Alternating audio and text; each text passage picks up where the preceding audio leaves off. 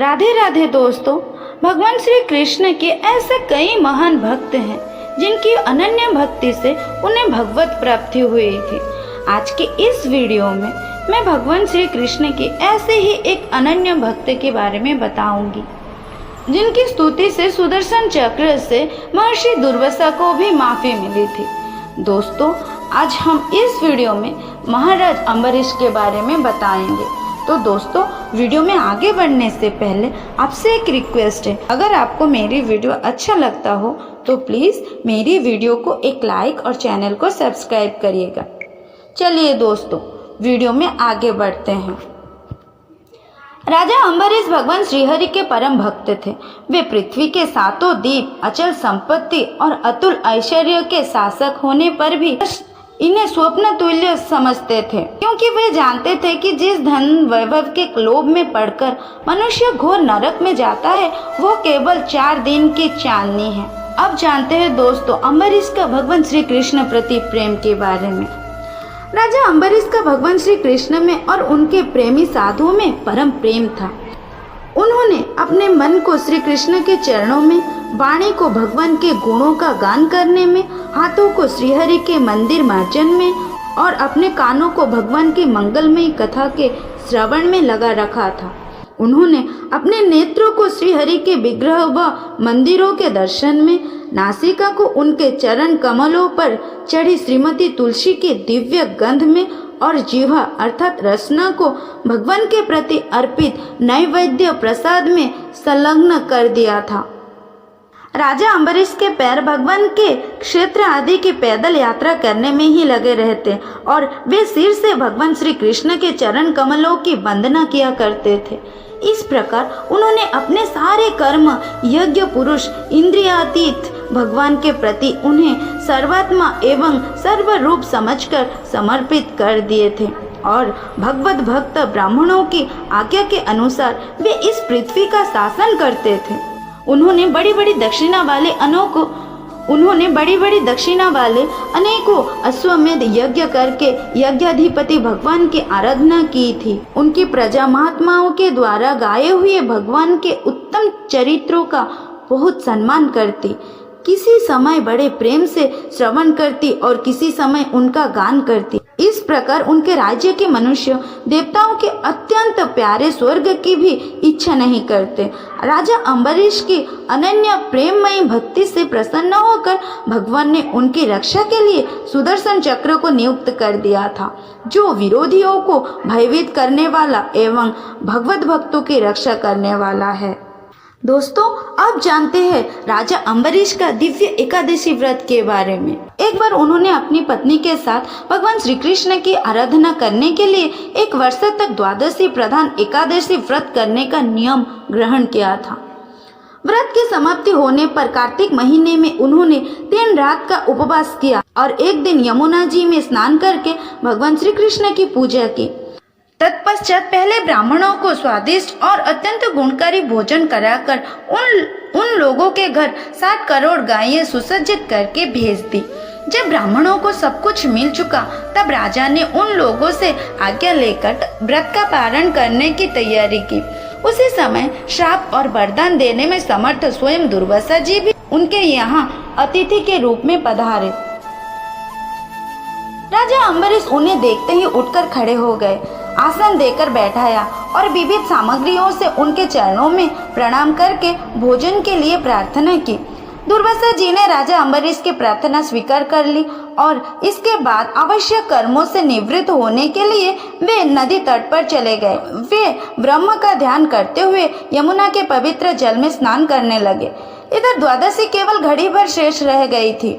धर्मज्ञ अम्बरीश ने धर्म संकट में पड़कर ब्राह्मणों के साथ परामर्श किया। उन्होंने कहा, ब्राह्मण देवताओं, ब्राह्मण को बिना भोजन कराए स्वयं खा लेना और द्वादशी रहते पारण न करना दोनों ही दोष है।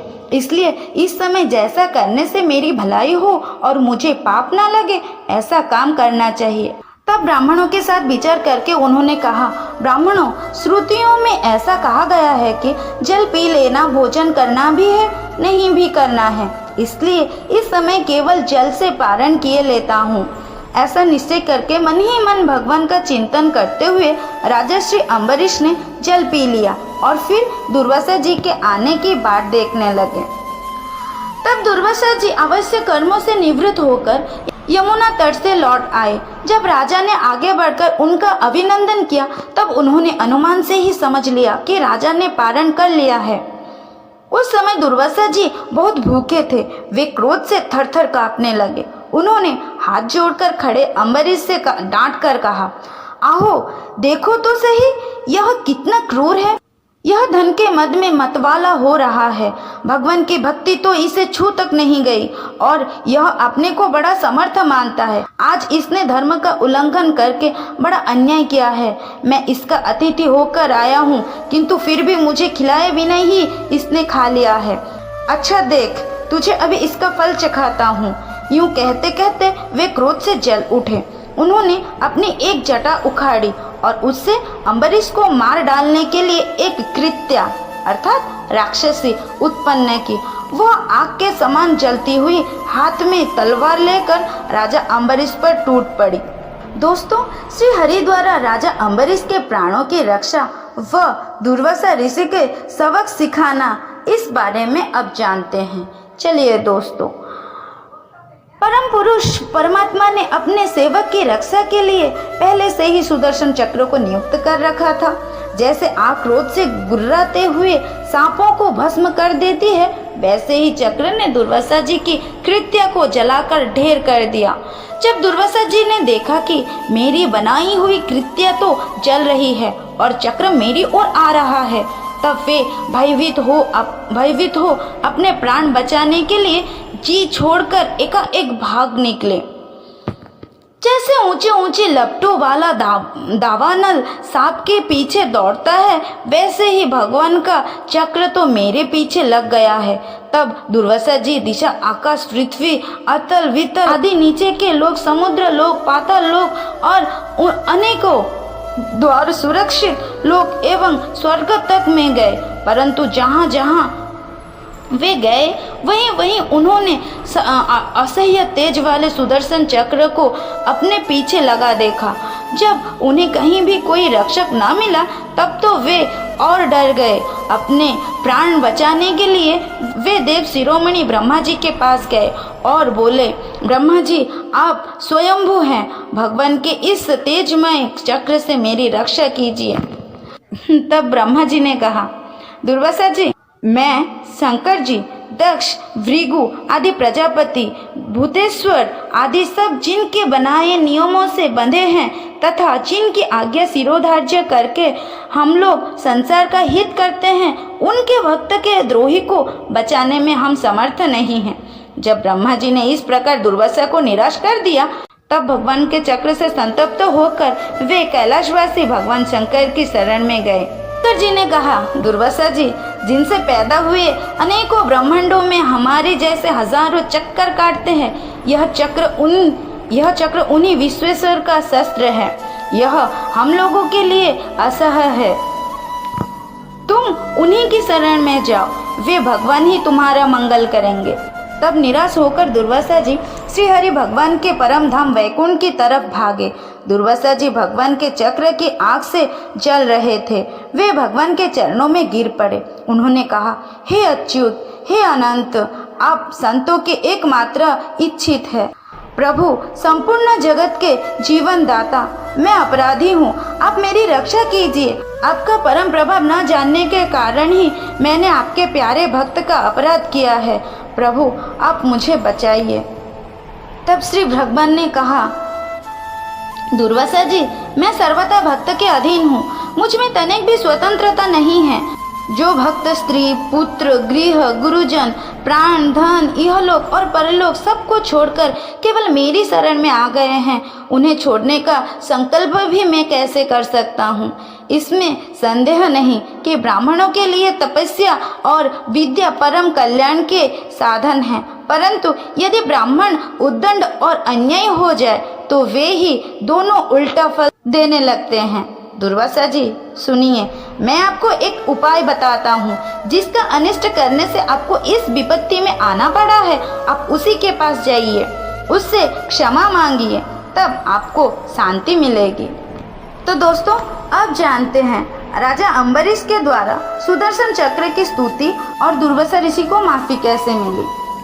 सुदर्शन चक्र की ज्वाला से जलते हुए दुर्वासा लौटकर राजा अम्बरीश के पास आए और उन्होंने अत्यंत दुखी होकर राजा के पैर पकड़ लिए। दुर्वासा जी की यह चेष्टा देखकर और उनके चरण पकड़ने से लज्जित होकर राजा अम्बरीश भगवान के चक्र की स्तुति करने लगे। अम्बरीश ने कहा, प्रभु सुदर्शन, आप अग्नि स्वरूप हैं, भगवान के प्यारे 1000 दांत वाले चक्र देव, मैं आपको नमस्कार करता हूँ।